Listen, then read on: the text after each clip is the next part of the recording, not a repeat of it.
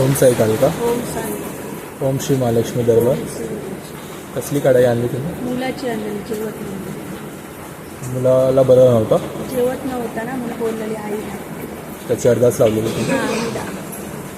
किती दिवसात अरदास पूर्ण झाली? 8 दिवसाच झाली. 8 दिवसात अरदास पूर्ण झाली. कधीपासून येतात दरबारात? 6 महिने.